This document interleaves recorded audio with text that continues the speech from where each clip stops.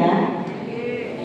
Selama saya ceramah, jangan ada yang nandingi saya.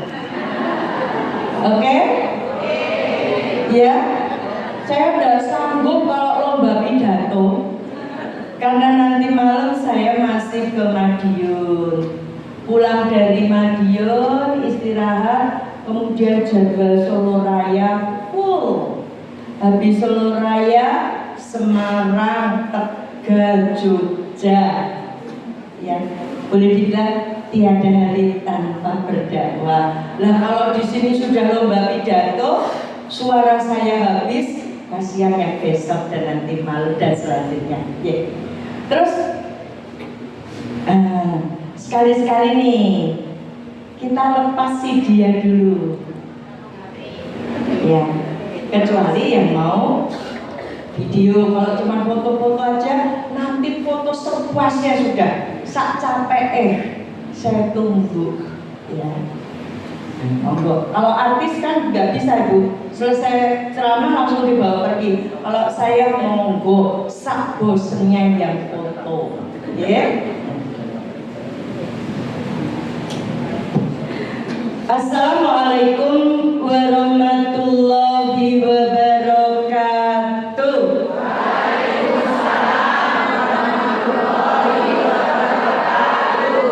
Alhamdulillah, alhamdulillahirabbil alamin.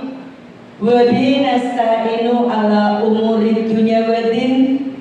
Wassalatu wassalamun ala mursalin.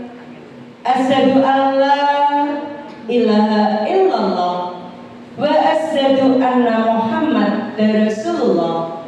Allahumma sholli ala Muhammad wa ala ali Muhammad. Qala Allah Ta'ala fi Qur'anul Karim, ya ayyuhalladzina amanu udkhulu fis-silmi kafah wa la tattabi'u khutuwatis syaiton innahu lakum aduwwum mubin. Yang saya hormati Ibu Ketua Kurma. Mana nih Ibu Ketua kita? Bu Anis beserta pengurus, penasehat, pembina Kurma, para ahniah, Bu Eda beserta para ahniah, para donatur, Bapak Hari ini luar biasa Bu. Saya kenal Kediri itu karena beliau yang membawa saya ke sini sekitar 13 tahun yang lalu.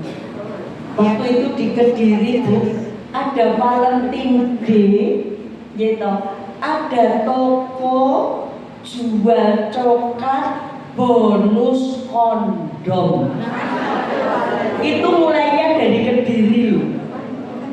Terus virusnya itu ke kota yang lain. Ya, saya masih ingat saya didawi Pak Hari ngisi di SMA 1. Ya.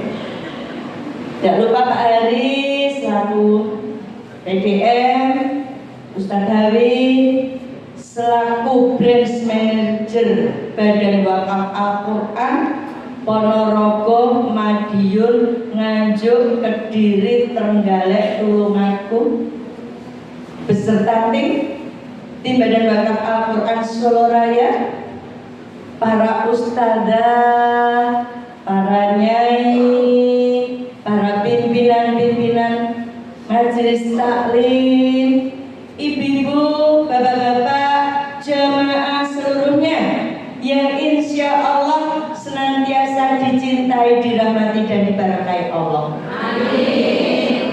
Sehat ibu-ibu? Kok cuma alhamdulillah? Alhamdulillah luar biasa. Allahu Akbar. Yes. Kalau ibu-ibu yes seperti ini Bu, tak kasih tahu musuh Islam takut Bu. Kenapa? Bunda-bunda Islam masih yes menjaga anak-anaknya.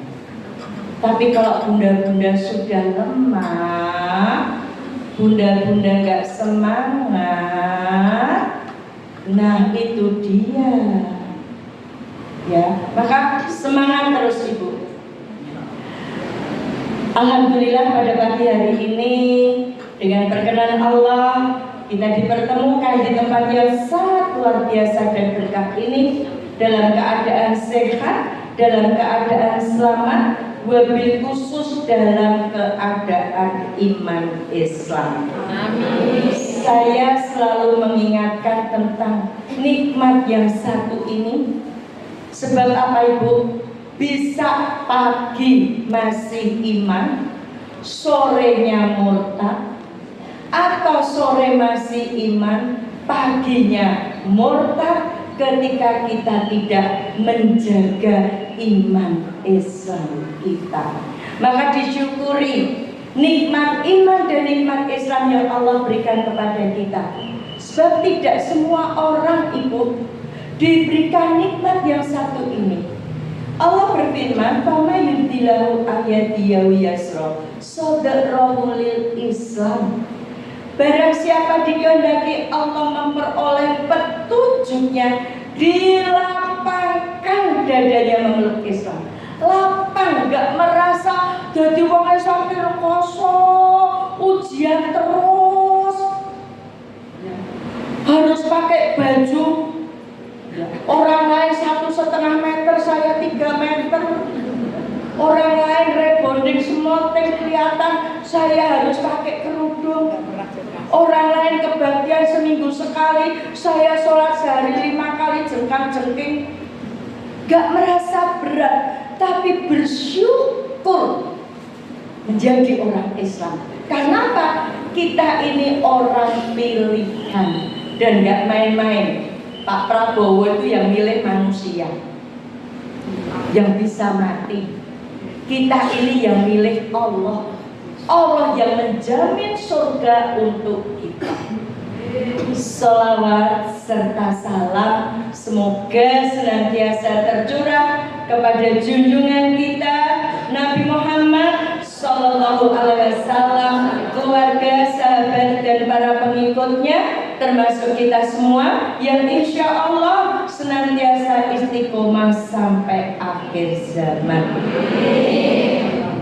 Ibu bapak yang insya Allah dirahmati Allah, perkenalkan nama saya Ibu Dr. Anda Dewi Purnamawati, Magister Pemikiran Islam. Saya lahir di Solo tanggal 13 Oktober tahun 1962. Jadi nanti 13 Oktober umur saya sudah 63. Ya. Saya lahir di Solo tapi saya besar di Pulau Lombok. Tahun 71 orang tua saya pindah ke Lombok sehingga saya besar di Lombok. Saya di Lombok sampai lulus SLTA tahun 81. Tahun 81 saya kuliah di Jogja, lulus 85, 86 saya mengajar kembali di Solo. Ya. Sebelum pernah tugas, pekerjaan saya seorang guru, tapi bukan guru matematika atau guru bahasa Indonesia. Saya ini guru praktek listrik. S1 saya listrik dan mesin, S2 saya studi Islam. Monggo ibu yang mau nyatet nomor HP saya boleh curhat, cuman saya kalau jawab itu malam Ibu. Setelah semua urusan selesai, saya izin sama suami saya tanya sama suami saya, Mas butuh apa ora? Lah iya toh Bu. Kalau suami saya bilang enggak udah mau ngapain sih, mau jawab ya udah jawab kok, atau saya bilang saya mau baca, atau saya bilang saya mau menyiapkan materi, ya wes gitu, itu kan bisa besok kata suami saya. Ya. 081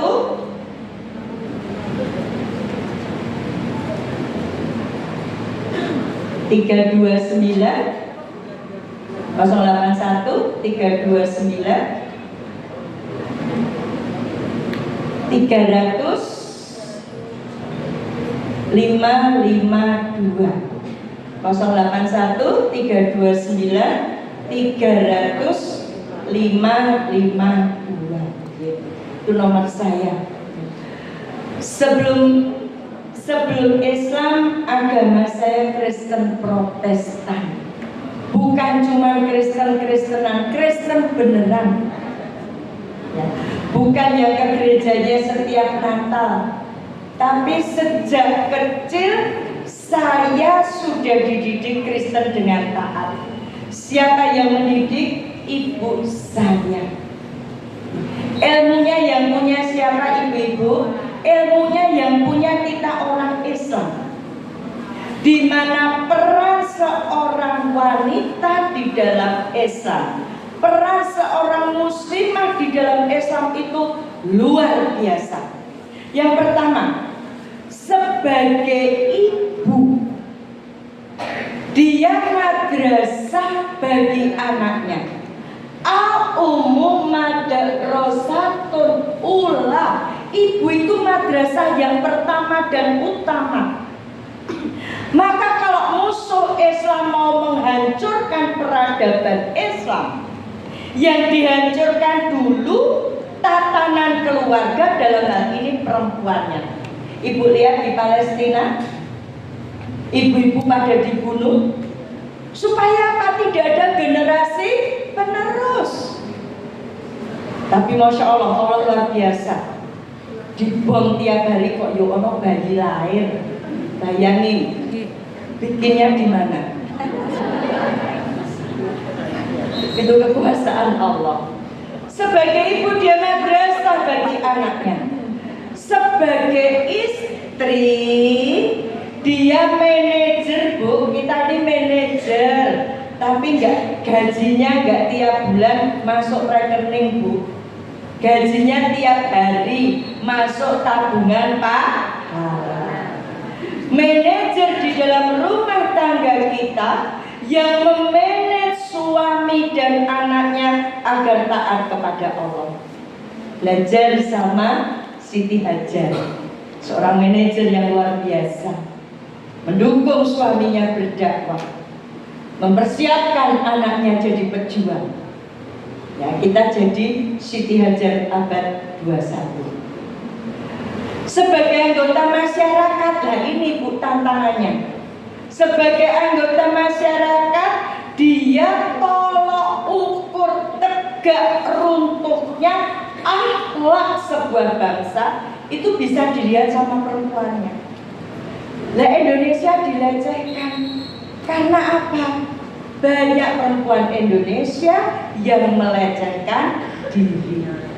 Rokok gudang garam sama paha perempuan mahal mana, Bu? Mahal rokok gudang garam. Karena yang menawarkan rokok gudang garam pakai rok ini. Sabun Lux sama dada perempuan mahal mana, Bu? Mahal sabun Lux. Yang menawarkan dadanya keli. Inilah tantangan kita itu. Jadi saya kekristenan yang taat itu dari ibu saya. 10 tahun menikah, suami ibu saya, bapak yang tadinya Islam murtad. Ya, 10 tahun menikah. Saya 3 bersaudara, dididik Kristen dengan taat oleh ibu saya. Ibu saya mempersiapkan kami anak-anaknya jadi pekerja-pekerja di ladang Tuhan, jadi hamba-hamba Tuhan. Maka sejak umur 7 tahun, ibu saya sudah ngendiko, rajin ke gereja. Kalau hari Minggu, rajin baca Alkitab supaya disayang Tuhan dan besok masuk surga. Dari kecil, Bu. Jadi saya dari kecil itu tiada hari, Bu, hari Ahad, hari Minggu tidak pergi ke gereja. Saya masih ingat kalau tidak umur 7 tahun, 8 tahun, saya kelas 1 atau kelas 2 SD, ya. Pagi itu hujan, Bu. Saya matur sama ibu saya, Bu, nggak usah berangkat ya, hujan. Ibu saya bilang, mangkat. Hujan, Ibu, saya tak golek ke payung. Bu, saya nyari payung. Tahun 69 tidak semua orang punya payung. Yang punya payung yang kaya-kaya. Orang kebanyakan nggak punya payung. Payungnya gagangnya kayu, payungnya dari atas. Bu, saya nyari payung, saya sembunyi di belakang pintu. Karena rumahnya kecil, ya. Kami bukan keluarga yang berada, karena rumahnya kecil, ya. Walaupun sembunyi, akhirnya ketemu juga. Ibu saya bilang makan, hujan Bu. Akhirnya ibu saya jengkel. Payung tadi dipukulkan saya, payung itu patah jadi dua. Ibu bayangkan bagaimana kerasnya ibu saya memukul saya. Jangan melihat kerasnya ibu saya memukul saya, tapi bagaimana ibu saya menancapkan fondasi sejak kecil pentingnya ibadah dan menomorsatukan Tuhan. Ada ayatnya Bu? Nggak ada. Yang punya ayat kita orang Islam. Quran surat Al-An'am ayat 162 itu salah satu doa iftitah kita. Qul inna sholati wa nusuki wa mahyaya wa mamati lillahi rabbil alamin. Sesungguhnya sholatku, ibadahku, hidupku, matiku hanya untuk Allah. Yang punya ilmunya orang Islam. Anak umur 7 tahun didik untuk sholat. Bukan hanya nyuruh sholat Bu, dididik. Ada ketika ke masjid, saya ini sedih Bu, sedih banget. Kalau ke masjid, pengennya sholat khusyuk, punya sewu kelasnya dimatiin aja Ibu. Silaun ya. Pengennya sholat khusyuk, apalagi kalau taraweh, karena taraweh kan tidak tiap tahun, tidak tiap bulan, hanya setahun sekali. Pengen sholatnya khusyuk, lihat anak-anak berlari-lari, bercanda, saya sedih. Kenapa ibu-ibu yang menyuruh anaknya ke masjid itu tidak dikondisikan bahwa masjid itu tempat ibadah, tempat sholat. Ayo sholatnya yang tenang, yang tertib, biar disayang Allah, besok masuk surga. Ini tantangan kita Ibu. Jadi sejak kecil sudah ditanamkan kekristenan. Bahkan sejak kecil sudah dididik untuk menginjili. Kalau hari Minggu, ibu saya bilang berangkat ke gereja, ajak teman-temanmu Islam pergi sekolah Minggu. Kandani mengko yang sekolah Minggu kei roti. Tahun 69 namanya roti barang mewah Ibu. Yang makan roti itu orang kaya. Dulu itu kalau saya punya teman kaya, kalau lihat teman saya punya blekong berarti nanti melungu. Iya. Lah ibu saya bilang kandani koncone ke sekolah Minggu kei roti. Mengko ya sregep sekolah Minggu, sok Natalan kei sepatu, kei tas, kei buku. Lah yang tahun 69, tahun 70 itu yang pakai sepatu anaknya orang kaya.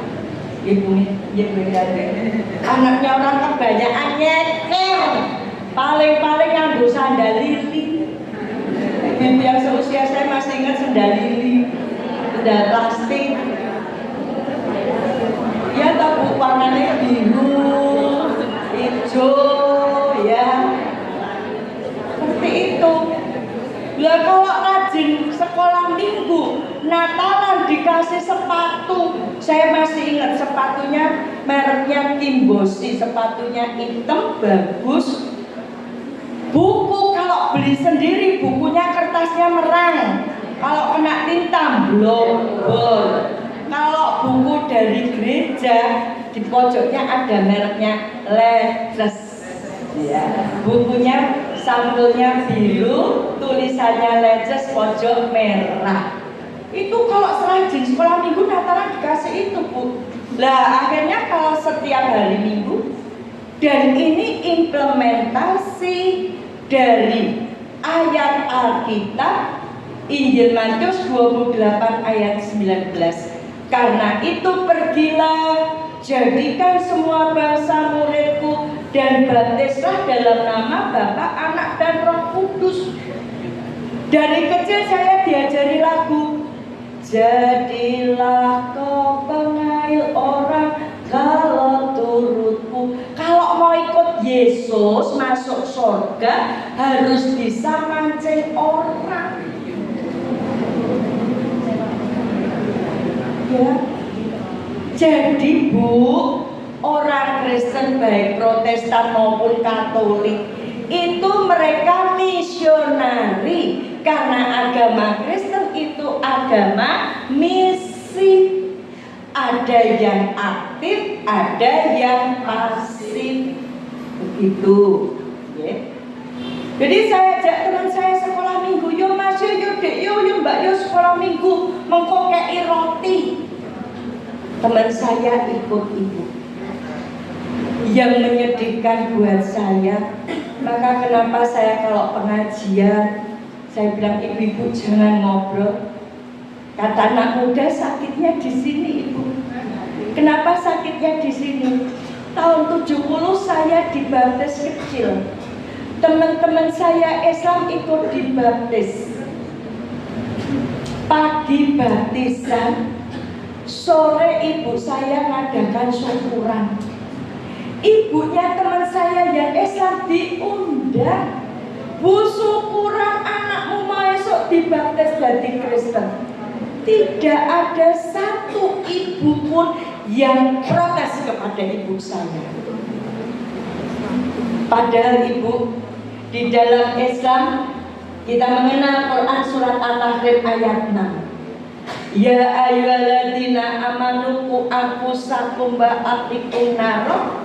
Hei orang-orang beriman, jagalah dirimu, peliharalah dirimu dan keluargamu dari api neraka. Sekarang bayangkan Bu, anaknya dibaptis dan di Kristen, kok ibunya diundang syukuran, makan-makan, kok tidak protes, tidak marah.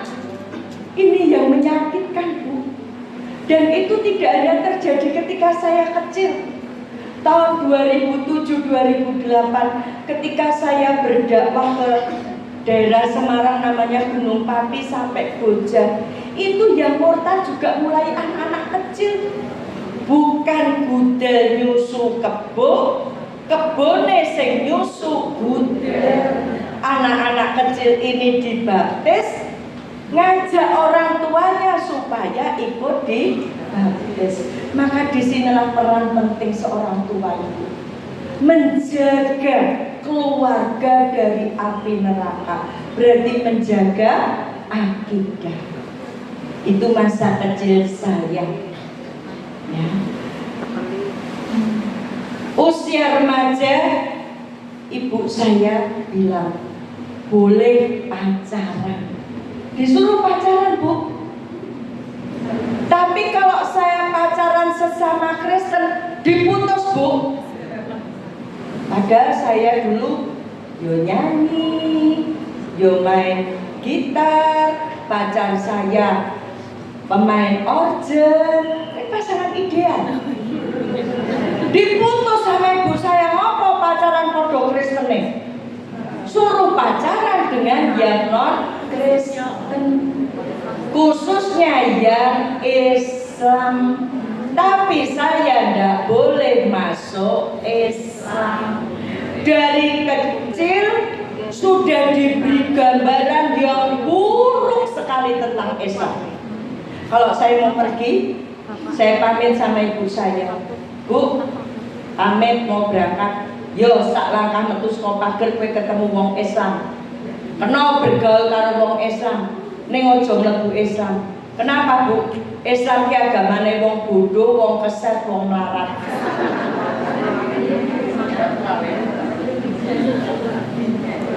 Ibu saya bilang, kayak ngomong mes kayak tekono nomor agamane Islam kok yo dilarang.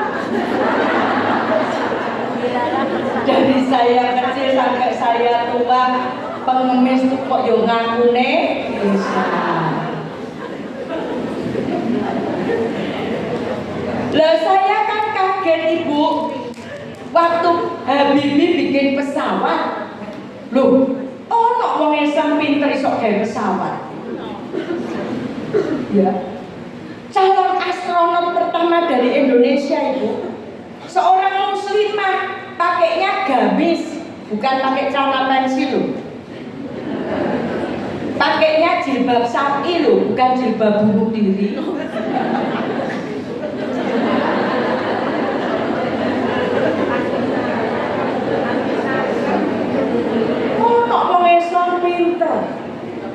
Lah saya sekolah kelas 3 SLTA itu keluarga Pak Yusuf Kalla itu kan kaya ya. Yang ranking 1 sampai 10 itu diambil perusahaannya Pak Yusuf Kalla. Berarti orang Islam sugih di perusahaan. Lah tanda tanya besar, bodone neng endi, marate neng endi. Saya simpen di dalam hati. Jadi hidup saya itu penuh kontradiksi Ibu. Kondone bodoh, nek ono sing pinter, kondone marah, kok kayak wong Islam sugih gitu. Nah, tadi usia remaja Ibu saya bilang, boleh pacaran. Disuruh pacaran dengan yang non-Kristen, khususnya yang Islam, Bu. Tapi saya tidak boleh masuk Islam. Minimal teman saya Islam yang tadinya rajin sholat, rajin ke masjid, setelah bergaul dengan saya tidak sholat, tidak ke masjid. Dilala saya sekolah itu saya cantik sendiri Bu.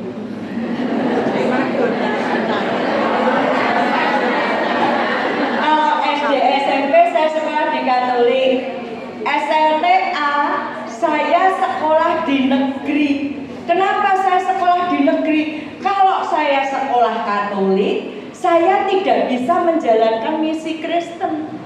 Pergilah jadikan semua bangsa muridku, tidak bisa. Wong wis Kristen Katolik kok. Maka saya sekolah di negeri supaya bisa pacaran karo wong Islam. Saya nggak cantik Bu, wis cilik, ireng, ya, jelek, tomboy lagi. Ya, saya kemana-mana dulu pakai celana pendek, karena saya sejak kelas 1 SMP sampai tahun 81 saya pesilat nasional. Saya pelari, saya pemain angkat, jadi tomboy Bu, nggak cantik, nggak pernah bedaan Bu, nggak kenal namanya bedak lipstik itu nggak kenal. Nah, saya sekolah STM. Kalau sekarang SMK. Jurusannya listrik. Nah, di kelas saya cantik sendiri. Perempuan sendiri, Kristen sendiri. Dilalah. Saya pinter sendiri. Kenapa saya harus pinter? Karena untuk menjalankan misi, jadikan semua bangsa muridku, saya harus punya modal. Padahal sangu saya dari orang tua saya kadang disangoni, kadang enggak 10 rupiah. Ya, bagaimana saya bisa melaksanakan misi Kristen? Maka saya harus berprestasi supaya dapat beasiswa. Tahun 79 Pak Harto ngasih beasiswa Super Semar 12.500. SPP saya 500 rupiah. Masih punya uang 12.000. Untuk apa uang 12.000? Waktunya istirahat isoma, istirahat sholat makan. Teman saya Islam tak giring, tak traktir, tak jak makan. Nanti kalau ada teman saya yang bilang, udah Wi kamu berangkat dulu, kita mau sholat dulu. Saya bilang, alah sholat itu sehari 5 kali. Kamu udah berangkat sekali, masih ada 4 kali. Ya Tuhan itu maha pengampun. Saya juga nggak ke gereja kok. Yo baik dino sosok apa aku naik gereja. Kayak awan-awan. Akhirnya teman saya nggak jadi sholat, ikut makan bersama. Natal Ibu, Natal saya ajak teman-teman saya Islam pesta Natal, nggak kebaktiannya, pestanya. Saya bilang ini ibu saya masak babi, dicoba sedikit, kalau muntah berarti haram, kalau nggak muntah berarti halal. Karena saya ngambil dari Alkitab Bu, di Alkitab itu yang haram itu yang keluar. Kalau nggak keluar kan berarti nggak haram, nggak muntah kan berarti nggak haram, itu di Alkitab. Ini Alkitabnya disuntikkan nengok Islam.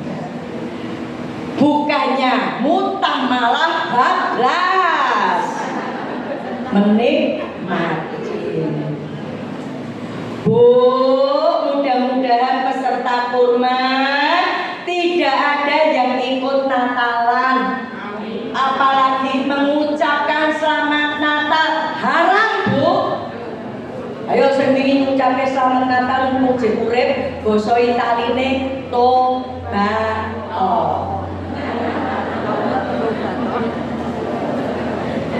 Kenapa Bu? Selamat Natal, selamat atas lahirnya Tuhan Yesus. Lah wong awake dhewe bendino yen salat itu surat favoritnya ibu-ibu di Ternate sana sama di Bukit Tinggi, itu surat favoritnya apa Bu?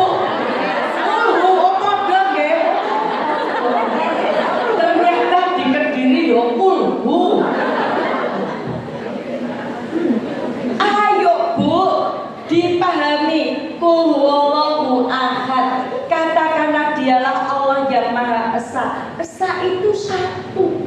Lah kok mengucapkan selamat Natal, selamat atas lahirnya Tuhan Yesus, berarti ada Allah, ada Tuhan Yesus. Menduakan Allah sama dengan musyrik. Lihat dosa musyrik itu.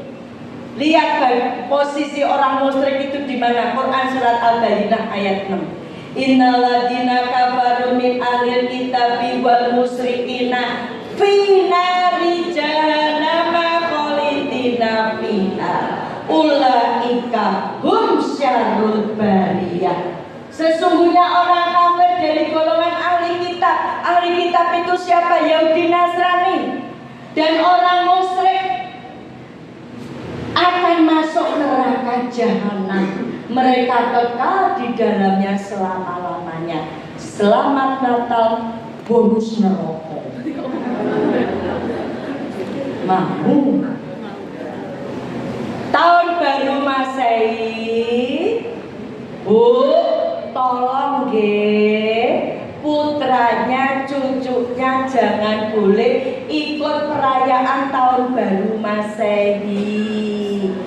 Tahun baru Masehi Ibu, itu budayanya Nasrani Bu. Tahun baru Masehi ini ada kaitannya dengan Yesus. Yesus itu bahasa Yunani, bahasa Arabnya Isa. Tahun sebelum Isa lahir disebut tahun sebelum Masehi. Begitu Isa lahir disebut tahun Masehi. Ayo Bu bangun, mosok suaranya Bu Dewi kayak bledek kene kok iso tidur.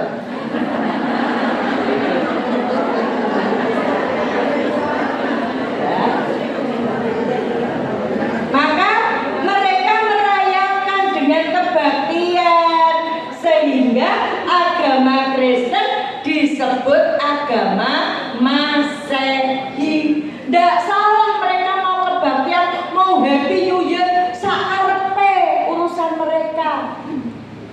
Lah kok sing Islam melu Happy New Year.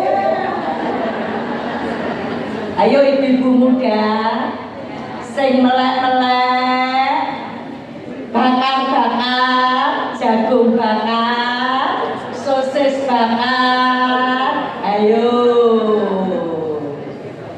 Tiup trompet, budayanya Yahudi, memperingati tahun barunya.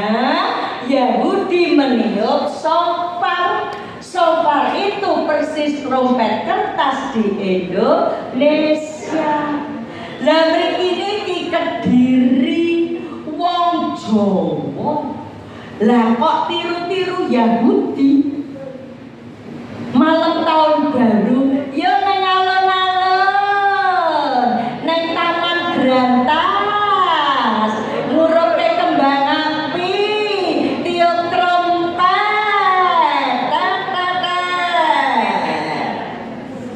Coba kembang api budayanya Cina. Waktu malam tahun baru mereka ada makhluk dari gunung namanya Nan. Itu turun ke kota mencari anak-anak kecil, dibawa ke gunung untuk persembahan dewa gunung. Lah supaya makhluk tadi takut, depan rumah mereka dikasih lampion. Lah wong Islam ora ngerti apa-apa, melu-melu pasang lampion. Ya, untuk menakut-nakuti mereka bikin bunyi-bunyian. Kalau zaman dulu mercon bumbung.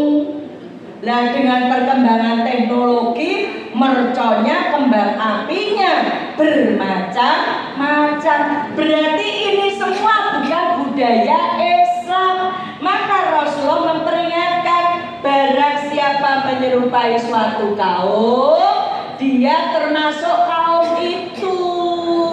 Ngaten Ibu Eyang Putih, tolong putranya, cucunya dikasih tahu.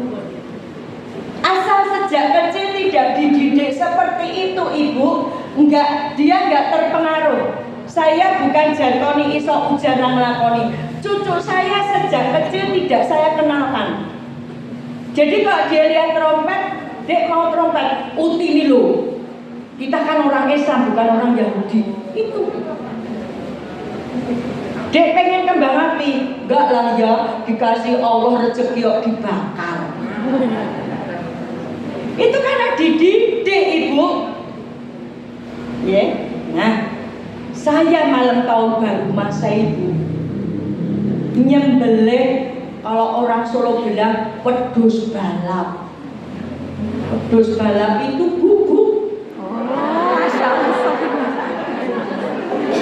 Nanti kalau saya bilang anjing dibilang kasar. Beleh asu Bu. Lah teman saya Islam tak jamangan lima asu. Tak kandani nggo obat gatel. Yang gatel lambene gragas. Bayangkan Bu, wedok dhewe lho Bu, ndak cantik lho. Coba bisa dan teman saya yang saya pengaruh itu bukan sekedar Islam-Islaman Bu, Islam tenanan. Ada yang anaknya tuan guru itu kok di sini kiai. Usia menikah tahun 85, saya menikah dengan ketua pengajian yang saya murtadkan di Jogja. Ketua pengajian Ibu. Triknya apa Ibu? Pacaran beda agama. Nah ini trik yang paling jitu di kalangan anak muda. Maka hati-hati Bu, baik punya anak laki maupun punya anak perempuan sama saja. Ya, wis pacarane dosa. Sebab di dalam Al-Quran ada jangan dekati zina. Quran surat Al-Isra ayat 32. Nah kok anake wong Islam durung nikah boncengane ngamplok kaya kodhok. Coba durung nikah wis celukane papa mama. Sayangku cintaku maibane,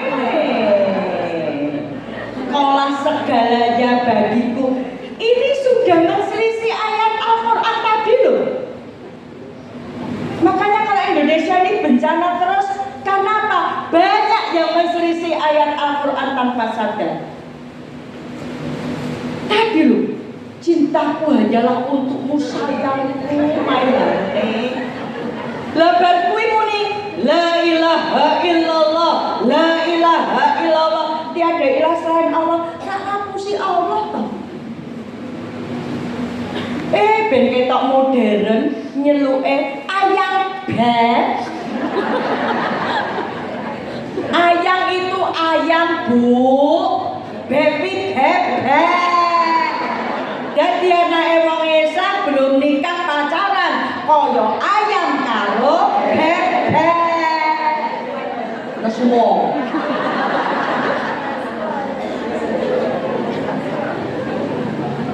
Iya coba. Lah kalau anak saya pacaran gimana Bu Dewi solusinya? Nikahkan. Lah masih sekolah, yo ben sekolah biayane tanggung orang tua kiri kanan. Timbang anake zina. Nikahkan. Nikah syar'i dulu. Mengko yen wis lulus baru rame-rame. Baru nikah KUA. Kan di KUA ada pembatasan umur. Yang penting nikah syar'i, bukan siri loh yo. Syar'i. Nikah syar'i itu semua rukunnya dipenuhi. Bedanya belum dicatat di KUA. Yes. Jadi Bu, saya memurtadkan ketua pengajian lewat pacaran. Dan biasanya yang kalah itu yang Islam. Karena apa? Karena yang Islam tidak membekali diri, sedangkan yang Kristen itu membekali diri ketika mau pacaran karo wong Islam. Piye carane sing Islam ben melu aku. Itu baru saya Bu, belum ibu saya. Ibu saya juga aktif menginjili.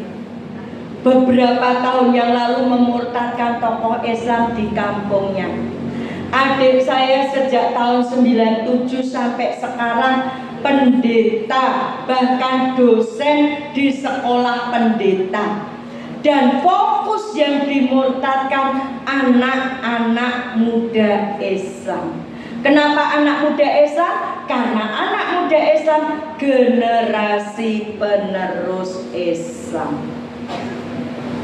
Adik saya yang kecil juga aktif menginjili. Targetnya anak-anak kecil usia TK dan SD. Baru satu keluarga loh Bu.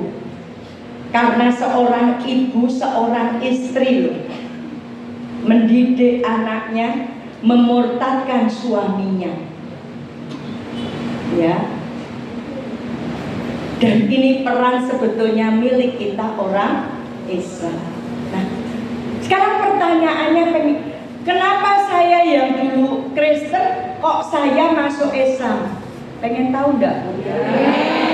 Pengen. Sudah ngantuk belum? Belum. Kenapa saya masuk Islam? Karena pengen masuk surga. Semua orang pengen masuk surga. Gak ada orang yang tidak pengen masuk surga. Ya. Tapi tidak semua orang sampai ke surga Ibu. Karena apa? Salah Google Map-nya. Salah.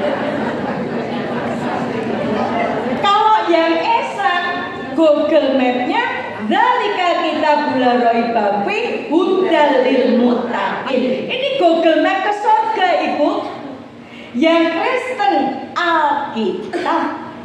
Nah, saya umur 13 tahun mendalami Alkitab saya. Karena ibu saya bilang, sregep maca Alkitab supaya masuk surga. Justru karena mempelajari Alkitab, saya jadi galau. Kok galau, Bu Dewi? Lah ibu saya bilang, sregep neng gereja dina Minggu, ternyata 10 perintah Allah, perintah yang keempat, kuduskanlah hari Sabat. Sabat itu Sabtu. Perintahnya Tuhan Sabtu. Lah saya naik gereja Minggu, tak sama Tuhan. Perintahnya Tuhan Sabtu. Itu ada di kitab Keluaran pasal 20 ayat 8. Kuduskanlah hari Sabat. Sabat itu bahasa Italine Sabato, bahasa Jawane Setu, bahasa Indonesia Sabtu. Tuhan nyuruh Sabtu, jelas ayatnya. Lah saya nang gereja Minggu. Dari Sabtu menjadi Minggu itu perintahnya Kaisar Konstantin. Tahun 325 Masehi. Kaisar Konstantin itu seorang pendeta pagan, merubah dari Sabtu jadi Minggu. Kenapa ajaran Kristen benci kepada Islam? Karena hanya ajaran Islam yang bisa menunjukkan kesesatan mereka. Silahkan cari sendiri ayatnya. Ceramah bekas guru ya, jamaah KIPR. Cari sendiri ayatnya. Mereka lebih taat kepada pendeta-pendetanya atau rahib-rahibnya. Ini buktinya Tuhan nyuruh Sabtu, Kaisar Konstantin ngakon Minggu. Mereka taat Kaisar Konstantin. Bisa masuk surga enggak? Bingung saya. Lah ngopo aku nang gereja? Kalau ndak masuk surga. Termasuk Ibu, Natal itu tidak ada ayatnya di Alkitab, tidak ada. Tanggal 25 Desember Natalan itu tidak ada. Di dalam Injil Lukas 2, di dalam Injil Lukas ya, itu cerita tentang kelahiran Yesus. Yesus yang seorang Tuhan, lahirnya dari manusia. Maryam. Kalau di Islam merasa bingung, Nabi Isa manusia, Maryam juga manusia, sejajar toh. Ya nek Kristen bingung, Isa atau Yesus itu Tuhan, Maryam manusia. Mosok manusia melahirkan Tuhan. Loh saya itu tekor pendeta, tekor dosanya pendeta loh Bu. Nggak main-main saya berani tanya. Saya tanya Pak Pendeta, Tuhan itu besar? Ya. Manusia kecil? Ya. Lah kok Tuhan lahir dari manusia? Apa mungkin gajah lahir dari semut? Pak Pendeta marah. Ya dan amin. Otak kamu cuma sebesar kepala tangan ini. Jangan tanya tentang Tuhan, nanti kamu gila. Nanti ku kowe sing ora iso jawab kok. Edan-edan.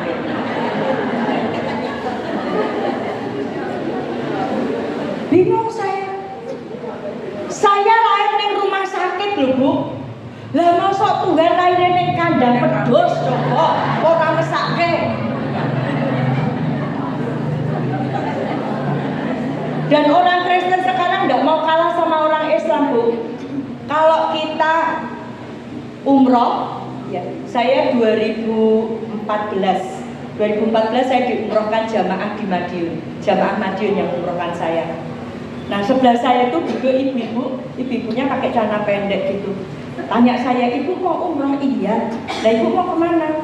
Kalau ibu umroh kami juga. Loh, mau kemana ibu? Mau ke Yerusalem.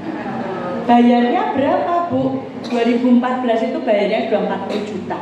40 juta. Ibu di Yerusalem mau ngapain? Mau napak tilas, mau lihat kandang domba bu. Lihat kandang domba aja kok sampai Yerusalem toh bu. Di Solo itu banyak kandang domba. Tapi saya tidak bilang kalau saya mantan Kristen.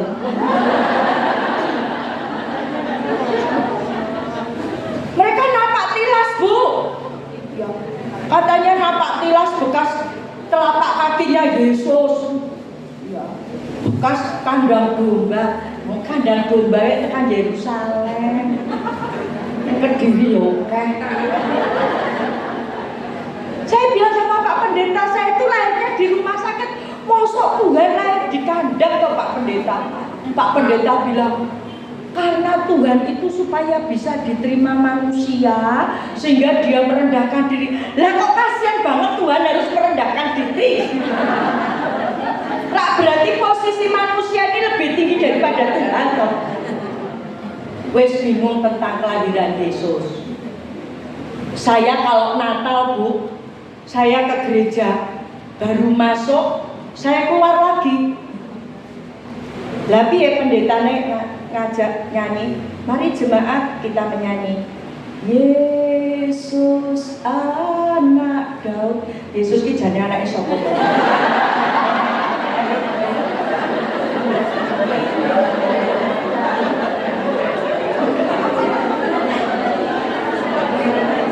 Sedilit anake Daud, sedilit anake Yusuf, sedilit anake Tuhan, bingung. Lah yang saya punya bapak, punya mbah buyut. Lah wong Tuhan kok punya bapak, punya mbah buyut, punya mbah udek-udek. Piye? Oh, bingung bu, cuma saya belajar Kristen bingung. 10 perintah Allah. Perintah yang pertama, jangan ada padamu Allah lain di hadapanku. Sama dengan kita la ilaha illallah, hanya menyembah satu Tuhan. Tapi waktu Kristen, aku percaya kepada Allah Bapa pencipta langit dan bumi, dan kepada Yesus Kristus anaknya yang tunggal Tuhan kita. Tuhan itu si Joko loro. Bingung. Di Kristen 3, di Katolik 4. Allah Bapa, Putra, Roh Kudus, Bunda Maria. Ayo sing jok neng wong sarang.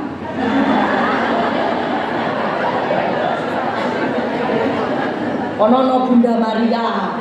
Bunda Maria ki senengane neng guwa-guwa. Jangan dikira tulisan Arab itu ayat Al-Qur'an, Bu. Doa Bapa kami. Yang dijual di pos sarang tuh. Rumangsane nganggo kaos tulisan Arab itu doa Bapa kami yo. Bingung di Katolik. Dilalah punya pacar Hindu. Sinau Hindu sisan. Saya mumet.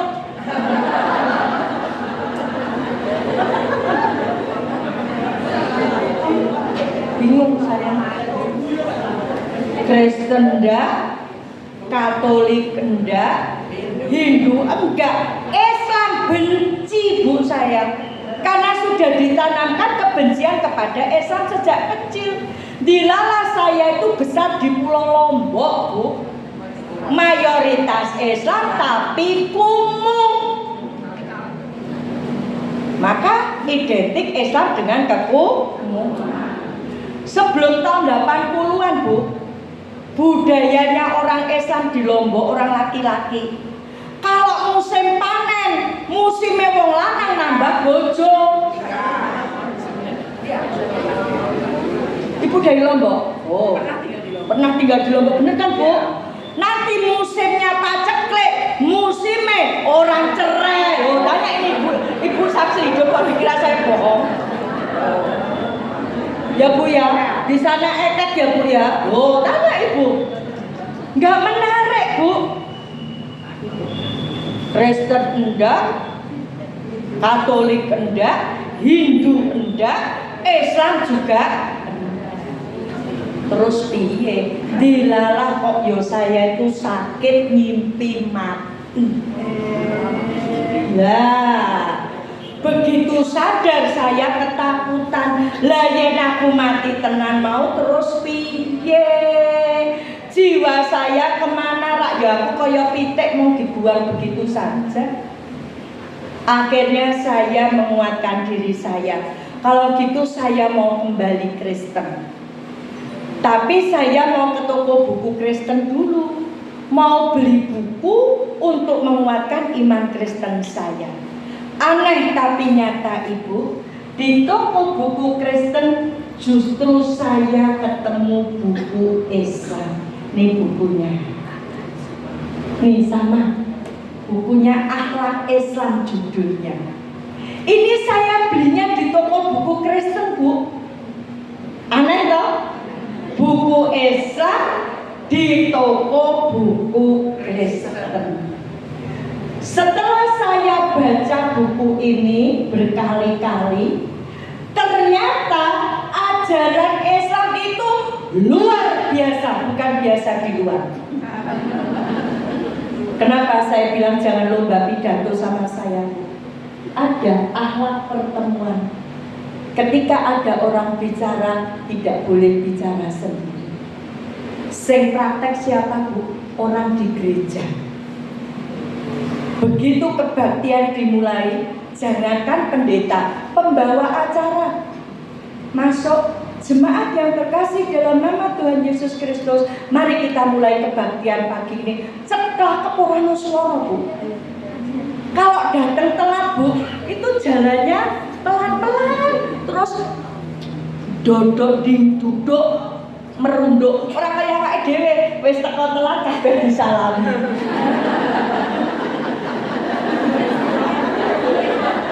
Bukan ibu-ibu sini ndak usah marah. Ibu sana, ibu-ibu sini enggak. Coba. Wis salaman karo tekon, Bu mau kok ora ngapiri aku to dadi aku telat to.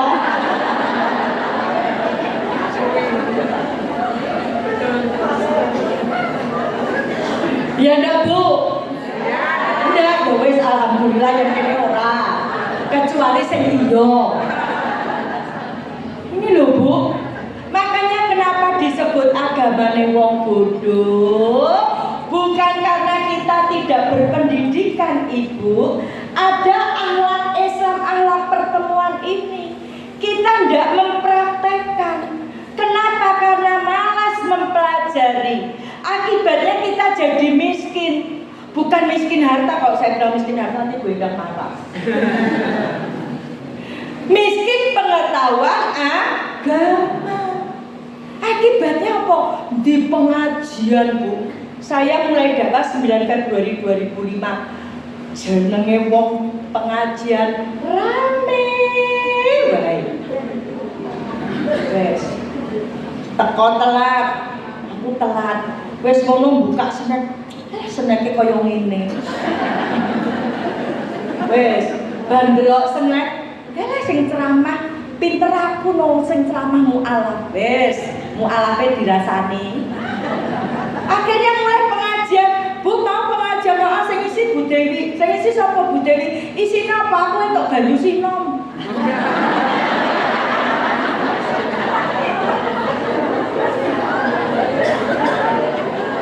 Lah nek kene ceramah dhewe ya. Gini Ibu. Ya jadi bodoh kita bukan karena tidak berpendidikan. Kita punya yang luar biasa. Mulai akhlak terhadap Allah, tunduk, patuh, taat, bergantung, takutnya sama Allah. Tapi banyak orang tidak takut sama Allah. Kita setiap hari berapa kali kita mengucap asyhadu alla ilaha illallah, saya bersaksi tiada Tuhan selain Allah. Berapa kali kita bilang la ilaha illallah, tapi ternyata Allah kalah sama barang sepele. Ayo, wis adzan, isa, wis qomat. Lah kok jek nancep ning arep TV nonton sinetron. Allah akan TV yang nomor 1. Ayo suaminya ibu-ibu yang kemarin waktu Isak nonton bal-balan. Sepele Bu. Wah ketoke ilmune wis dhuwur. Nek Allah kalah karo barang sepele. Wong nonton bal nganti ra salat niku wong bodoh pangkat 17. Wong bal siji nggo rebutan wong 22 kok ditongkol. Apa sombe ning akhirat ditekoni menang endi? Coba. Ini loh. Alam terhadap Allahnya hancur. Kenapa hancur Ibu? Karena kita dijauhkan dari Al-Quran tidak terasa. Dan ini sebuah grand design yang dilakukan oleh musuh Islam. Saya ambil contoh satu saja. Namanya Edward Gladstone. Dia Perdana Menteri Inggris. Apa dia bilang?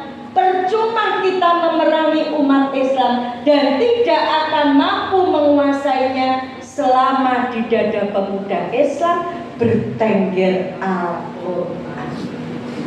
Apa dia bilang?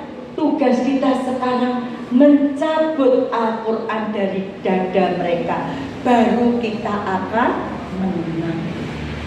Musik, miras lebih menghancurkan umat Muhammad daripada sejuta meriam. Tanamkan kepada mereka rasa cinta terhadap materi dan seks. Musik Bu, kon ngapalke Quran, bete, stres, ngapalke lagune Blackpink. Ibu yang sepuh nggak tahu Blackpink, ngerti ini Black Kongguan. Blackpink itu musik Korea Bu. Ada Blackpink, ada BTS, ada Red Velvet, boy band, girl band. Kon ngapalke ngono, wah seneng banget. Kon ngapalke Quran, bete. Bahkan ini virus itu sampai ke pondok pesantren Bu. Di pondok ngapalke Quran, perpulangan ngapalke lagu Korea. Mulai neng pondok apalane ilang. Ya. Kehidupan hedonis, wes. Ada anak sampai bunuh ibunya gara-gara pengen HP. Di Wonogiri sana anak umur 12 tahun jual diri Bu, karena pengen punya iPhone. Pengen punya HP. Kehidupan hedonis. Seks. Kalau dulu yang pacaran anak umur 17 tahun, sekarang anak kelas 5, kelas 6 SD sudah pacaran. Kalau dulu yang hamil di luar nikah umur 18 tahun, sekarang yang hamil di luar nikah umur 15 tahun. Kenapa? Karena dijauhkan dari Al-Quran. Saya tidak mengharamkan HP, tapi kalau kita pakai tanpa didasari dengan iman yang kuat, maka ini jadi setan kotak tipis gepeng.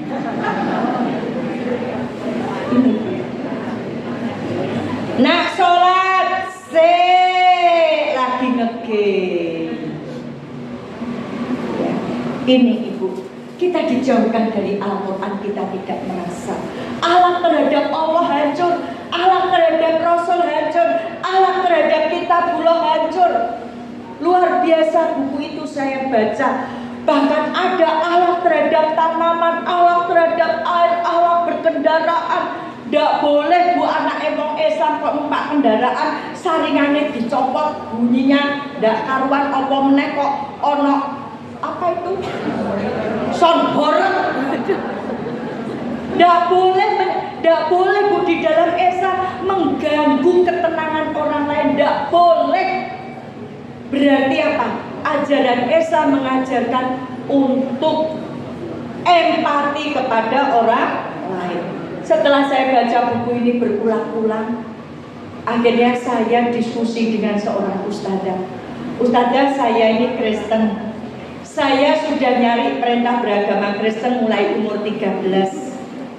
Sekarang umur saya, waktu saya menemukan buku ini umur 37 tahun, berarti sudah 24 tahun saya mencari. Saya sudah mencari perintah beragama Kristen, nggak ketemu. Ada nggak perintah beragama Islam di dalam Al-Quran? Kalau ada, saya mau masuk Islam. Ternyata luar biasa ada. Quran surat Ali Imran ayat 19. Inna dina indallahil Islam. Indallah, milik Allah. Agama milik Allah itu Islam, Bu. Tidak ada lain. Jadi jangan pernah bilang semua agama sama. Karena milik Allah itu hanya Islam. Ini firman Allah loh. Saya tanya lah, saya tidak Islam itu terus bagaimana? Ada jawabnya Bu Dewi. Quran surat Ali Imran ayat 85. Wa may yabtaghi ghairal islami dina fala yuqbala minhu wa huwa fil akhirati minal khasirin. Barang siapa mencari agama selain Islam, sekali-kali tidak diterima darinya. Selain Islam ditolak Allah. Berarti yang diterima Allah yang Islam. Berarti yang dijamin surga yang Islam. Saya tanya, berarti saya tidak masuk surga? Enggak, Bu Dewi. Kenapa? Waraditu lakumul islamatina, dan telah kuridhoi Islam jadi agamamu. Akhirnya nyerah, Bu. 24 tahun saya mencari sebuah kebenaran. Saya menemukan jalan ke surga ini hanya Islam. Tapi ternyata Allah tidak membiarkan begitu saja. Walaupun kita sudah dijamin surga, Allah mau melihat kualitas keimanan kita. Maka Allah menguji dulu. Benyan persani, benyan baca di dalam Quran surat Al-Ankabut ayat 2 sampai ayat 3. Apakah manusia mengira bahwa mereka dibiarkan saja mengatakan kami telah beriman, sedangkan mereka belum diuji? Saya masuk Islam Februari 99. Ujian saya luar biasa, Ibu. 14 Februari 2001 saya sakit parah. Tiba-tiba saya sakit parah lagi. Kebetulan saya sakitnya di rumah sakit Katolik. Karena saya sejak masih Kristen, saya langganan di rumah sakit itu. Dalam keadaan kesadaran saya semakin menurun, ya, pas maghrib, suami saya sedang sholat, ya, saya sendiri di kamar, pastor datang, suster datang, para dokter datang. Pastor bawa minyak penyembuhan. Ibu, kita doakan ya supaya Tuhan memberi kesembuhan. Saya bilang tidak, saya sudah Islam. Bayangkan, Bu, sendiri 2001 umur keislaman saya baru 2 tahun. Saya sendiri, kondisi saya sudah melemah, Bu, tapi saya masih bilang tidak, saya sudah Islam. Pastor maksa saya.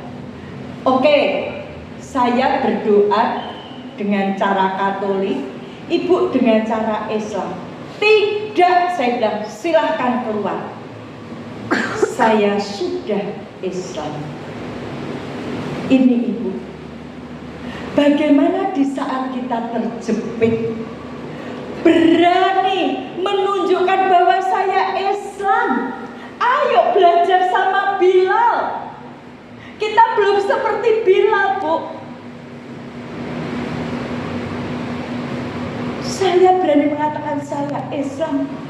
Bahkan ketika saya dibawa ke ruang operasi, ketika itu dokter anestesi bilang, Ibu, begitu saya suntik anestesi, Ibu ngitung 100 ke belakang mundur sampai nggak sadar. Tidak. Saya mau berzikir, saya mau berduaan dengan Allah saya. Saya mau istighfar. Islam dikelilingi dokter dan perawat yang Katolik. Mereka bisa saja nyuntik saya, disuntik mati bisa. Tapi saya, kalaupun saya harus mati ketika itu, saya mati karena mempertahankan keislaman saya. Maka saya bilang tidak, saya mau pikir. Dan ternyata itu janji Allah. Siapa yang menolong agama Allah, Allah akan menolongnya. Dokter bilang, nanti setelah saya operasi saya harus melewati masa kritis. Ternyata tidak usah lewat masa kritis itu. Saya dioperasi jam 1, jam 6 sore maghrib saya keluar dari kamar operasi dan saya sudah sadar. Tidak usah pakai kritis-kritisan. Saya ketika itu ingat kalau ke kanan ruang ICU, ke kiri kamar saya sebelum operasi, saya bilang, Mbak kok saya jangan dibawa ke kanan dong Mbak, saya nggak usah ke ruang ICU. Ibu sudah sadar, sudah. Namanya Ibu siapa? Dewi Purnamawati. Rumahnya Ibu di mana? Jalan Jambu 2 B20. Siapa yang nolong Ibu? Allah. Kalau saya hidup sampai sekarang, bukan karena saya yang hebat, bukan karena saya minum vitamin, tapi karena Allah yang memberi saya kekuatan. 2001 Allah menguji saya sakit. 2002 dalam keadaan sakit Allah menguji saya lagi. Usaha saya bangkrut ditipu orang Islam.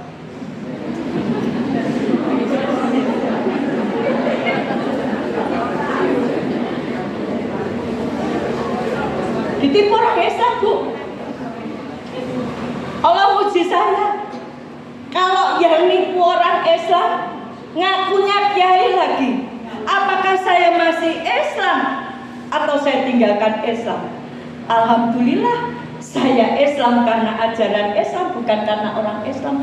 Kalau saya Islam karena orang Islam, Bu, kecewa saya. Habis, Bu, 2003, 2002 habis sama sekali. 2003 badan sakit, usaha bangkrut, suami kedua saya meninggal. Kok suami kedua ke Bu Dewi? Saya nikah pertama tahun 85 dengan ketua pengajian yang saya murtadkan. 87 saya punya anak, 92 kami cerai. Suami saya balik Kristen, saya tetap suami saya balik Islam, saya dan anak saya tetap Kristen. Februari 99 saya masuk Islam, Juni 99 saya nikah sama orang Islam. Jadi saya masuk Islam dulu, baru saya nikah sama orang Islam.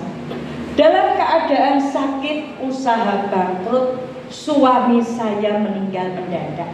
Yang sakit saya, Bu, jam sekian ini saya sudah berkali-kali pingsan, Bu. Tensi saya 80/60 ya. Sudah drop tensi saya. Yang sakit saya.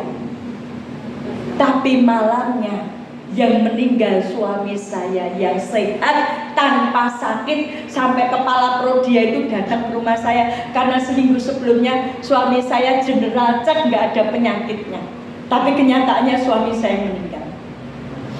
Badan sakit, usaha bangkrut, suami meninggal mendadak. Ketika itu yang saya tangiskan, saya tidak menangis suami saya meninggal, tapi saya menangis, ya Allah, besok kalau saya sholat salah sholat saya, siapa yang benerkan? Besok siapa yang ngajari saya ngaji? Itu yang saya tangiskan. Dalam keadaan seperti itu, seminggu setelah suami saya meninggal, ibu saya datang. Pikirnya ibu saya, suami saya meninggal, saya Islam karena suami saya. Padahal tidak. Dalam keadaan seperti itu, ibu saya tanya, "Kowe nekat Islam apa balik Kristen?" "Nekat Islam." "Bojomu wis mati?" "Iya." "Kowe nekat Islam?" "Iya," saya bilang. Apa kata ibu saya? "Kalau nekat Islam, kembalikan seluruh pemberian kamu, pemberian kami sejak kamu lahir selain air susu ibu." Saya lahir 13 Oktober 62, di total ibu sampai Agustus 2000. Dan harus saya kembalikan. Ketika itu uang saya tinggal 10.000 til, Bu. Sumbangan suami saya yang meninggal semua diterima ibu saya. Uang saya tinggal 10.000. Ibu saya notal sekian banyaknya dan harus saya kembalikan. Saya diajak ibu saya, when duit seko ngendi. Saya bilang, ibu, saya punya Allah yang maha kaya. Ibu saya bilang, buktekke. Ya, saya bilang, bismillah. Tak kaya waktu seminggu, balik. Insya Allah. Saya ketika itu, ibu, tidak hanya melihat ibu saya sebagai ibu, tapi ini memperjuangkan iman Islam saya. Ibu saya bilang, tak tunggu seminggu. Yang kue rasa balik, tak seret balik Kristen. Saya bilang, insya Allah. Ibu saya kemudian pergi meninggalkan rumah saya. Saya masih ingat hari itu hari Senin, ibu. Saya nggak tahu saya harus cari uang kemana. Yang saya ingat ketika itu saya sudah mulai belajar sholat. Dan esensinya kenapa sholat. Saya ingat Quran surat Toha ayat 132. Sholatlah dan sabarlah. Kami tidak minta kepadamu, kami yang memberi kepadamu.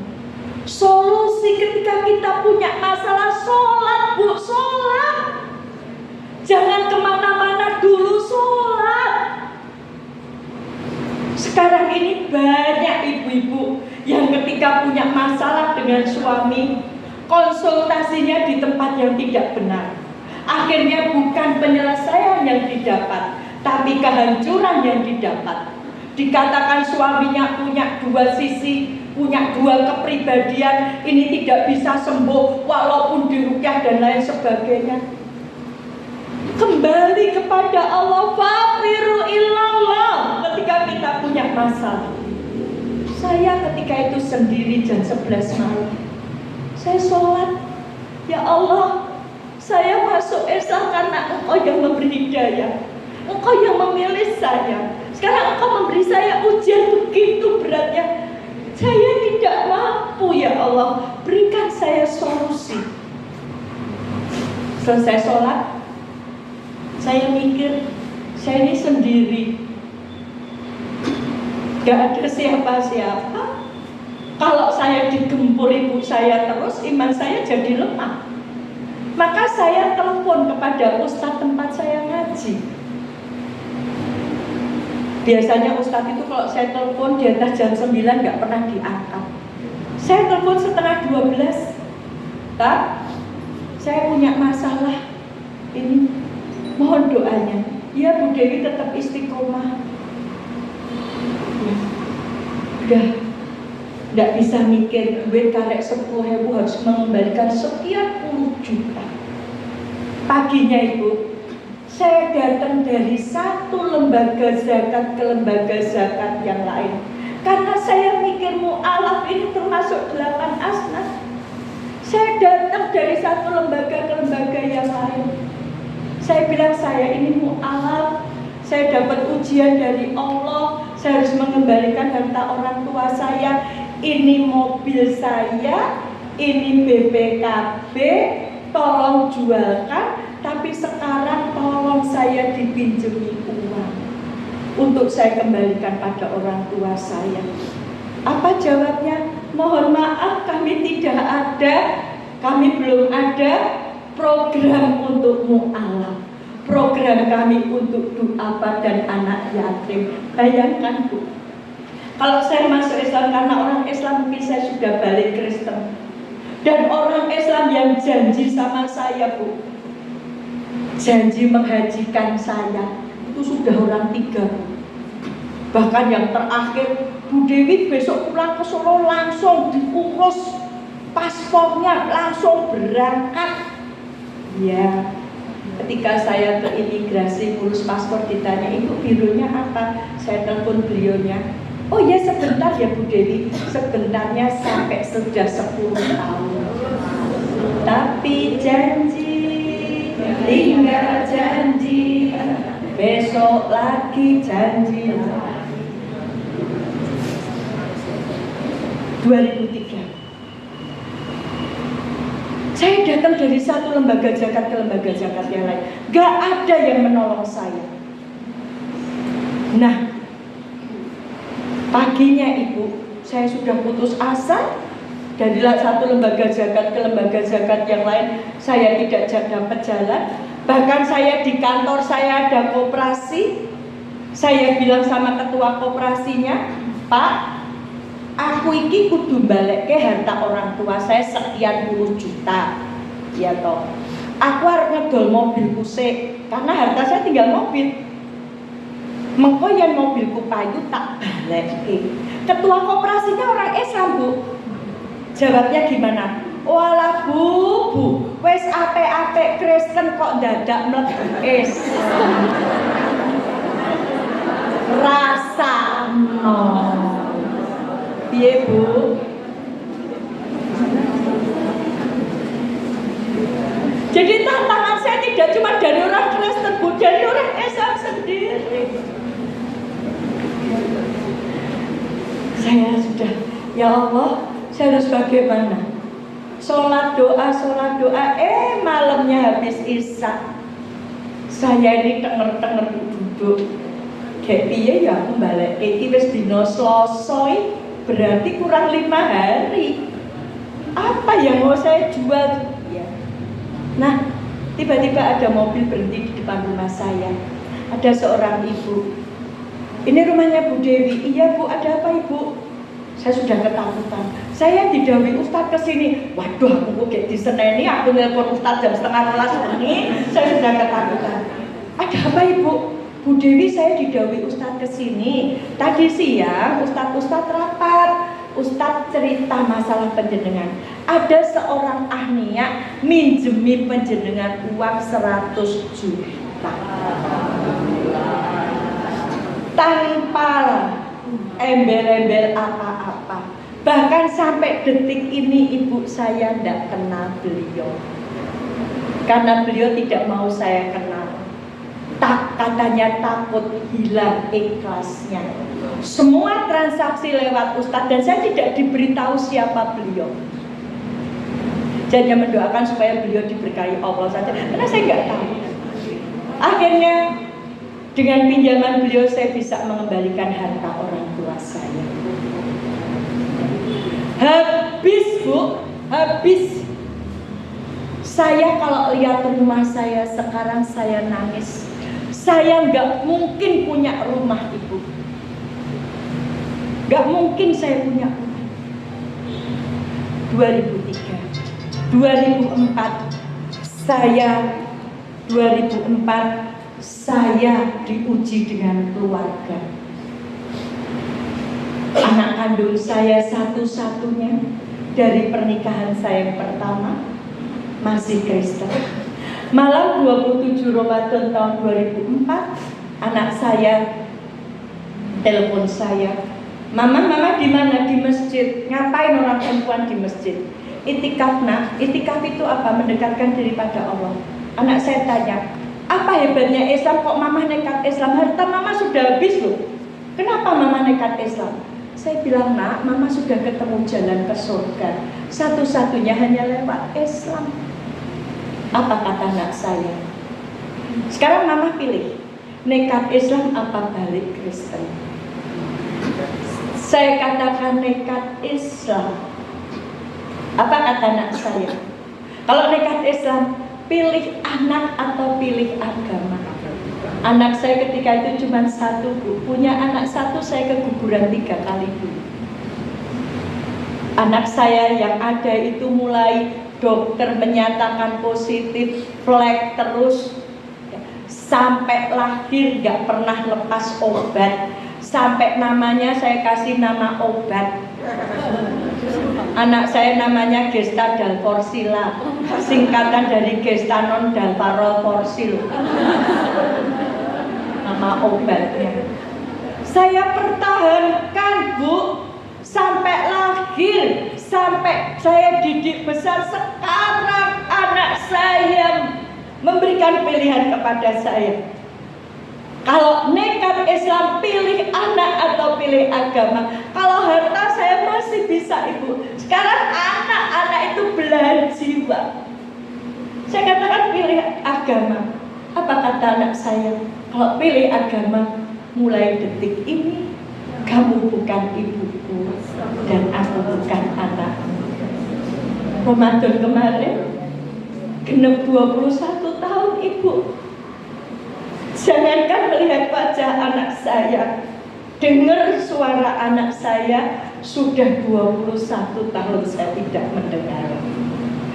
Tidak hanya anak saya, diikuti keluarga besar saya. Oleh mbak saya tidak diakui cucu. Oleh orang tua saya tidak diakui anak. Oleh adik-adik saya tidak diakui kakak. Oleh Pak De Bude, Om Tante saya tidak diakui ponakan. Kenapa? Karena saya Islam. Harta sudah, keluarga sudah, tinggal satu nyawa. Nyawa ini berkali-kali saya mau dibunuh. Tahun 2007 saya ini sudah dikupeng orang 10 ibu. Pulang saya ngisi pengajian. Saya pulang ngisi pengajian, saya naik sepeda motor sama suami saya. Sekarang naik sepeda motornya sepeda motor jelek, ya. Orang yang mau bunuh kami 10 orang tidak lihat saya lewat. Saya juga tidak melihat dia lewat. Saya sudah sampai rumah, orang 10 tadi merangsek ke masjid, nyari mana ustadzahnya. Saya sudah di rumah ternyata.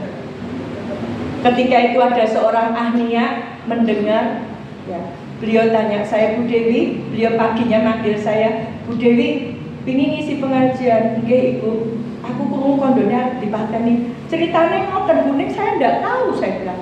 Ya kudune wis duwe mobil. Nggak kebayang bu, saya bilang. Karena saya habis bu, saya pegawai negeri bu. Saya kalau gajian bukan 0 bu, minus gaji saya tiap bulan. Ya, nggak kebayang punya rumah, nggak kebayang punya mobil bu, nggak kebayang, betul. Ya. Ahnya tadi tanya saya sampai 7 kali, saya hitung sampai 7 kali. Sampai akhirnya yang ke-7 beliau ngendiko tahun 2007. Nyo tak silih di 200 juta, beli mobil, bikin rumah. Saya masih ingat saya beli mobil Suzuki Carry Pajero, panasin joko jero. Dan Suzuki Pajero saya bawa sampai ke Kediri ini bu, sampai ke Tulungagung, iya bu, bahkan sampai ke Madura, sampai ke Lombok bu. Tahun 2007 saya dakwah pakai Pajero saya. Kalau saya punya uang, terus saya bilang, ibu gimana mengembalikannya? Ya wes sak longgare. Saya cicil, beliau dengar saya bisa sakit, gue berobat. Nyicil lagi. Kondone Bu Dewi kuliah saiki. Nggih ibu, gue tuku buku. Dari sekian itu saya baru nyicil seperempatnya ibu. 3 tahun yang lalu, saya kan purna tugas, saya dapat taspen. Saya sowan ke tempat beliau. Bu, saya dapat uang taspen ini. Ngopo? Wis tak lunaske tahun 2014. Kilo, wis tak lunaske, tak coret. Duitnya gue dandani omah. Siapa yang nolong ibu? Gak pernah kebayang bu, maka saya kok lihat rumah saya sekarang nangis bu. Secara manusia saya gak punya. Tapi Allah melihat, Allah menguji sampai di mana keimanan kita. Dan kadang-kadang Allah menjawab doa kita seperti ketika kita sudah di ruang ICU, grafik itu sudah mau lurus, baru Allah menjawab. Bukan saya yang hebat ibu. Kalau saya bisa berdiri di sini, bukan karena saya yang hebat, tapi Allah yang memberi kesempatan kepada saya untuk mempelajari Al-Quran. Inilah yang menguatkan saya. Saya menemukan indahnya Islam di dalam Al-Quran ini. Sayangnya ibu, saya melihat kenyataan realita yang menyakitkan. Kristenisasi di Indonesia terus berjalan. Jumlah gereja terus bertambah. Bahkan Yusuf Kala bilang pertambahan gereja 135%. Pertambahan masjid cuma separuhnya. Berarti jumlah orang Islam yang murtad bertambah. Kenapa?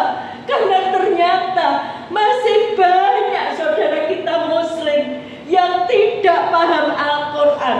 Karena mereka kesulitan mendapatkan Al-Quran. Mereka tinggal di pedalaman-pedalaman. Mereka tinggal di pelosok-pelosok. Mereka tinggal di daerah-daerah terpencil, di mana di tempat itu dengan leluasa para misionari datang ngiming-ngimingi beras, ngiming-ngimingi supermi, mengajak mereka berobat, memberi beasiswa pendidikan. Mereka punya dana, Ibu.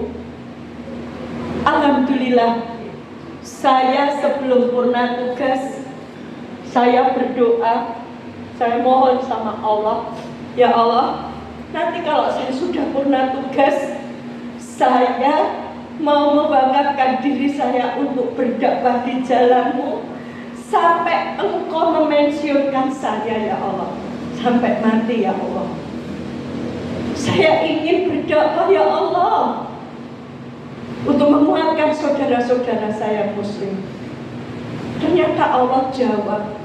Ramadan tahun yang lalu Allah mempertemukan saya dengan BWA. Dan ternyata BWA ini luar biasa, Ibu. BWA menyalurkan Al-Quran ke pelosok-pelosok, ke pedalaman-pedalaman, ke daerah-daerah terpencil yang begitu sulitnya mendapatkan Al-Quran. Dan ini tidak pernah diekspos oleh TV. Begitu sulitnya para dai-dai menembus jalan-jalan berlumpur, menembus jurang-jurang untuk membina di pedalaman-pedalaman. Untuk itulah kami yang tidak ke pedalaman, kami sowan dari satu masjid ke masjid yang lain. Kami sowan dari satu majelis taklim ke majelis taklim yang lain. Dari satu kota ke kota yang lain. Dari satu provinsi ke provinsi yang lain. Bahkan dari satu pulau ke pulau yang lain. Insya Allah September nanti saya ke Pontianak. Dalam rangka apa? Mengajak, ayo kita peduli kepada saudara kita Muslim, supaya mereka kuat sebagaimana saya kuat menghadapi ujian Allah, karena saya berpegang pada Al-Quran. Jangan biarkan saudara kita murtad, ibu-ibu. Jangan biarkan saudara kita dibohongi karena mereka tidak paham Al-Quran. Karena kristenisasi sekarang tidak hanya dengan beras, tidak hanya dengan supermi, tapi mereka sudah menggunakan ayat Al-Quran. Mereka datang kepada saudara kita Muslim yang belum paham Al-Quran. Mereka tanya, Bu, tahu Quran surat An-Nas? Tahu gimana bunyinya Qul a'udzu birabbin nas? Mereka bilang ini artinya katakanlah dialah Tuhannya manusia. Ibu tahu Tuhan, katakanlah dialah Tuhan manusia. Ibu tahu Tuhan manusia itu siapa? Tuhan yang berbentuk manusia itu Yesus. Itu kata Quranmu loh ya. Berarti ibu harus mengimani Yesus. Mereka tidak punya Al-Quran. Mereka tidak tahu bahwa artinya katakanlah dialah Tuhannya manusia. Nyanya disembunyikan oleh para misionari. Maka dengan berwakaf Al-Quran, ibu-ibu ikut membentengi dari kristenisasi dan pemurtadan di Indonesia yang semakin hari semakin marah.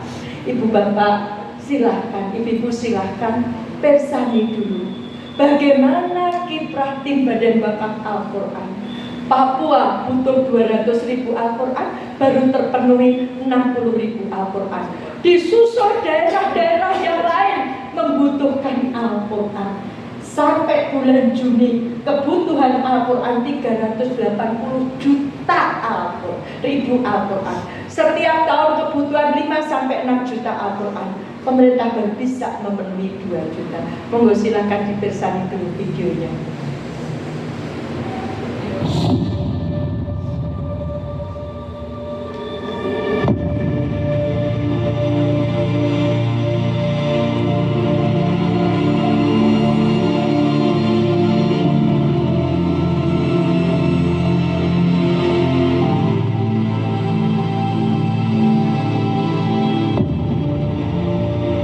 sahabat wakaf semua, saat ini kita tim BWA lagi berada di Baitul Quran, tempat di mana BWA menyimpan, memproses dan membarcode Al-Quran yang katanya akan kita distribusikan ke daerah-daerah. Nah, pada kesempatan malam hari ini kita lagi proses loading sebanyak 60.000 Al-Quran untuk Provinsi Papua Barat dan juga Papua.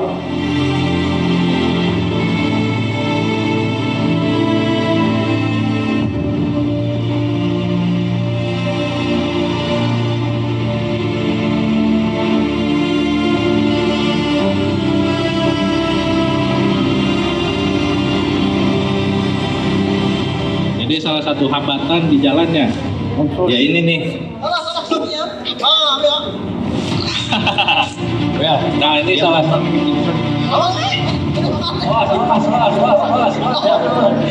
Hampir aja nih kawan kita jatuh ke sungai.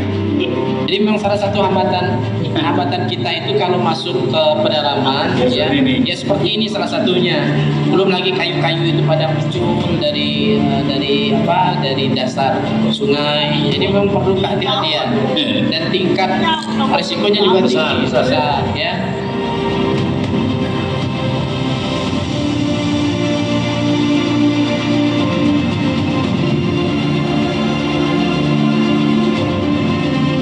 Bahwasanya mereka harus mengeluarkan biaya sebesar Rp700.000 untuk mendapatkan Al-Quran. Kita lihat kondisinya memang memprihatinkan.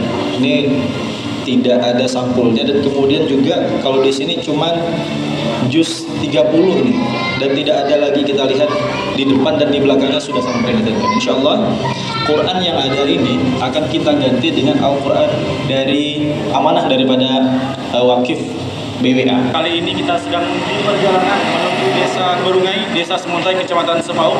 Alhamdulillah tadi kita dari Kabupaten Sintang setelah melakukan perjalanan selama 3 jam dan kondisi jalannya ya seperti ini.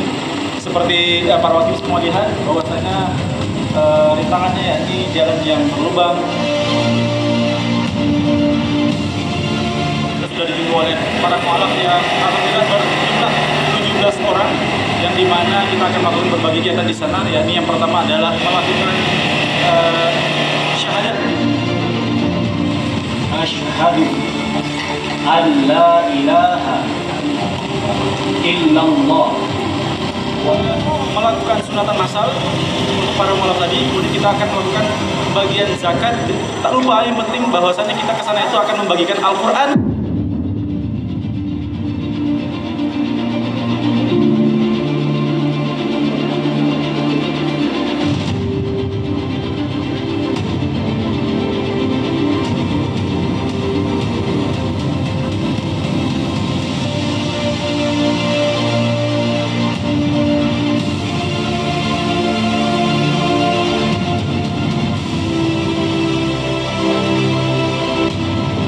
Seperti inilah jalur yang harus dilalui oleh masyarakat Lubuk Resam untuk sampai ke desa mereka. Ini adalah salah satu tanjakan yang kondisinya seperti inilah. Ditambah lagi diperparah karena hujan. Mobil kita sampai tersangkut dan sekarang mau kita dorong lagi ke belakang untuk kita pasang rantai lagi ban depannya. Mudah-mudahan bisa berhasil naik ke atas. Untuk harapan saya, siapa pemerintah kabupaten terpilih nanti, mohonlah dibangun jalan kami itu.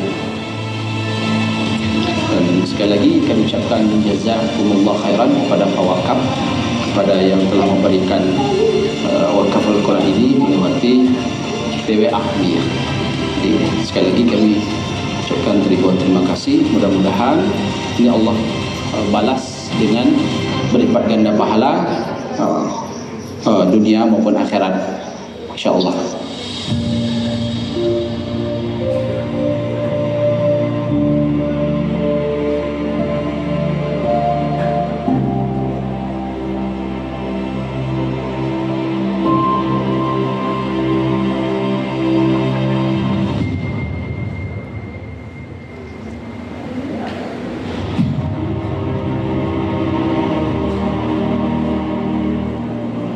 Assalamualaikum warahmatullahi wabarakatuh. para muwakif, para jamaah yang insyaallah dirahmati Allah. Siang hari ini kita berada di tepian Kedungombo. Kita dari daerah Gili Rejo Baru, daerah Kedungombo. Kita mau wakaf Al-Quran ke Gunung Sono, Kecamatan Miri, Kabupaten Sragen. Kami akan wakaf Al-Quran bersama tim Badan Wakaf Al-Quran Jakarta dan Solo Raya untuk masyarakat, agar masyarakat paham Al-Quran, paham Islam, terbentengi akidahnya dari pemurtatan dalam bentuk apapun. Mohon doanya agar dilancarkan oleh Allah, kita semua diberikan keselamatan.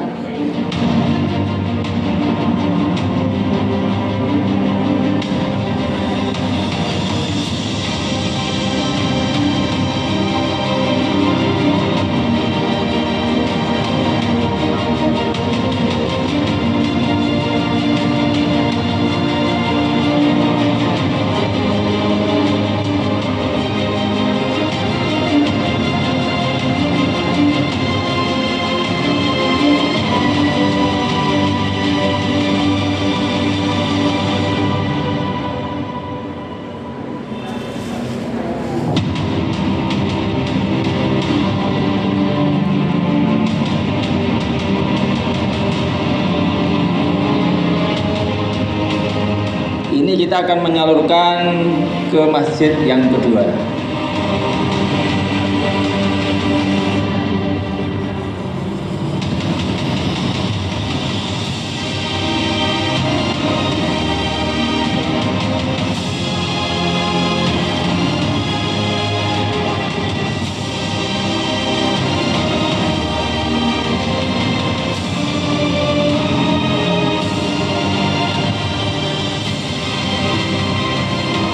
Sekali lagi, saya Ibu Dewi Purnamawati.